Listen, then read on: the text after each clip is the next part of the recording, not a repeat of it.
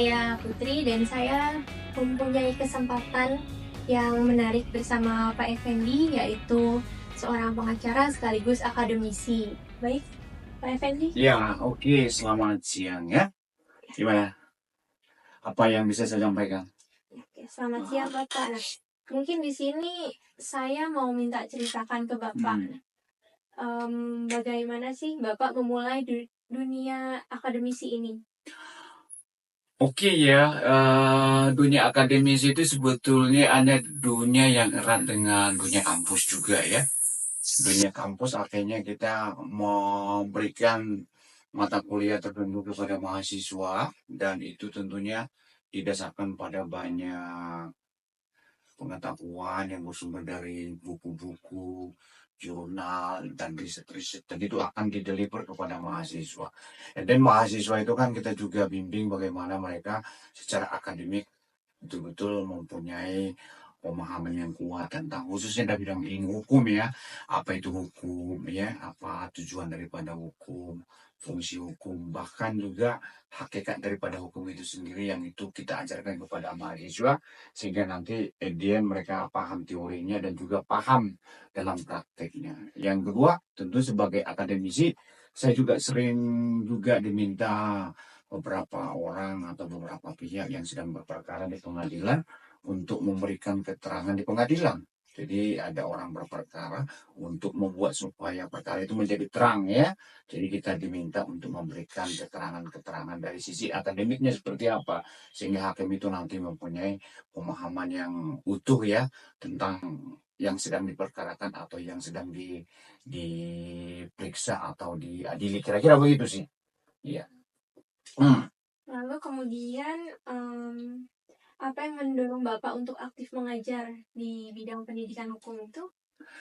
Ya, kebetulan kan saya pendidikan S3 ya di bidang ilmu hukum. So, profesor saya tempoh hari itu mengatakan, Effendi kamu sudah pendidikan di strata S3 doktoral, jadi kamu nanti di masyarakat harus berkontribusi. Salah satunya harus mengajar di kampus ya. Jadi mengamalkan ilmu lah bahasa umumnya gitu ya. Sehingga dengan demikian ilmu itu kan memang harus ditransfer ya.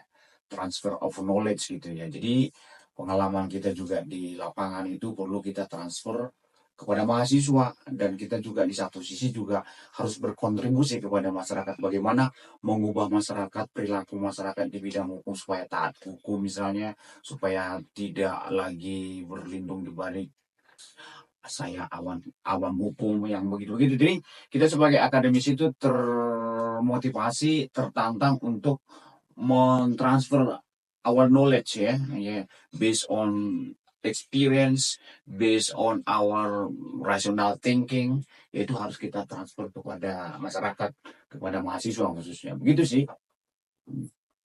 Berarti Bapak lebih mengamalkan pengalaman Bapak sebagai akademisi juga ya Pak ya?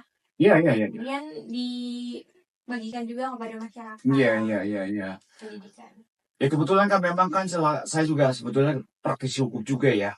Jadi pengalaman saya di lapangan bagaimana hukum itu bekerja di masyarakat, saya transfer itu kepada mahasiswa. Karena mahasiswa mindsetnya kan mereka bergelut dengan dunia teoritisi ya, yang mana dalam praktek antara teori dan teori itu kadang-kadang suka tidak sinkron atau ada gap lah bahasanya.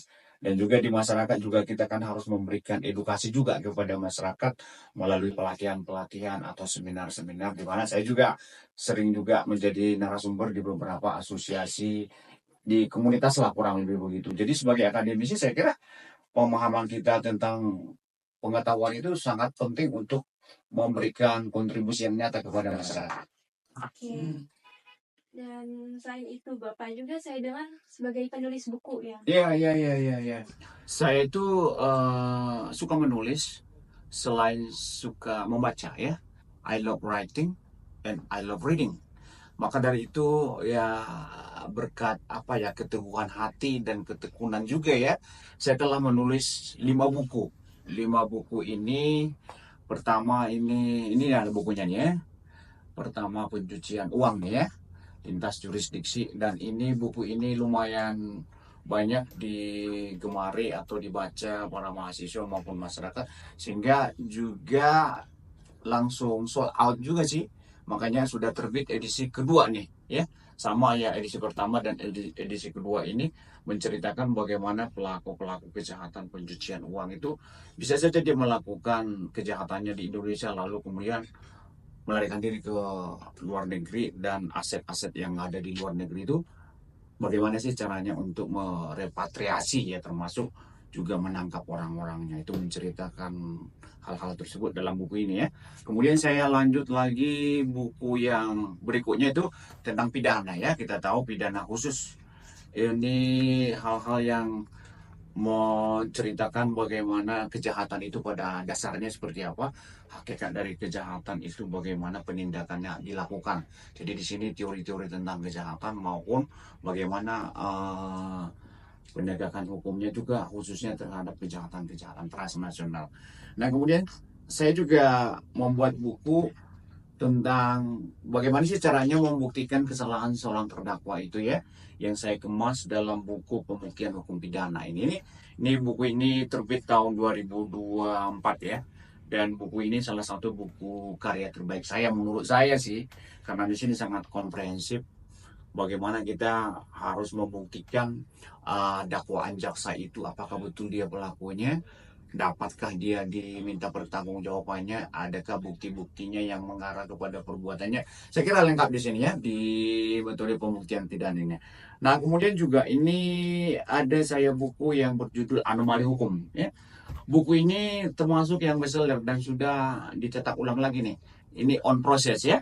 Nah buku ini menceritakan bagaimana law in the books dan law in action itu ada gap ya, ada celah. Nah itu yang kita sebut dengan seringkali antara hukum dalam praktek itu berbeda dengan hukum secara teoritis. Nah, di sini banyak sekali hal-hal fenomena-fenomena yang saya gali dari pengalaman saya selama kurang lebih 25 tahun sebagai lawyer ya. Jadi buku ini saya kira ini book for everyone. Jadi ini penyajiannya juga lebih mudah dipahami dan lebih mudah dimengerti ya. Dan terakhir saya menulis buku tentang perjalanan akademis studi doktoral. Nah, di sini ada tips-tips hukum sekiranya teman-teman atau siapapun yang berminat untuk memperdalam ilmu hukum sampai ke jenjang doktoral. Di sini ada tips-tipsnya, karena kita tahu bahwa mengarungi dunia akademik itu perlu ya betul-betul komitmen ya, yang tentunya bertahun-tahun. Jadi tidak ada jalan pintas.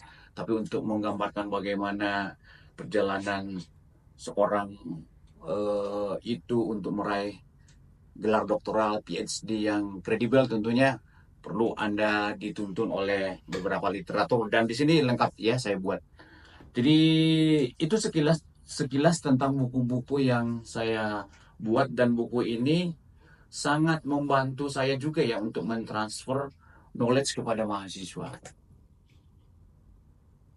Dan buku ini sudah ada kok, ada di toko-toko buku ya, toko buku terdekat saya kira ini ada semua, dan di online juga banyak ya. Silakan membaca buku ini supaya tambah pengetahuannya apa itu hukum dan bagaimana hukum bekerja di dalam masyarakat. Silakan ya membaca buku saya. Itu sih. Oke Pak, menarik sekali ya, bukunya juga cukup banyak sekali.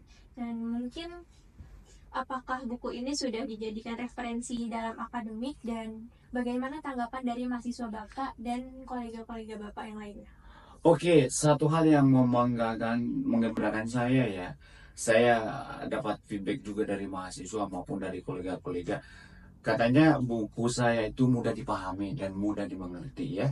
Kita tahu kan bahwa bahasa-bahasa hukum itu sebenarnya bahasa yang sulit dimengerti secara awam ya, tapi beberapa rekan-rekan saya mengatakan ini mudah sekali buku ini dipahami, terutama menyebut buku ini juga ya.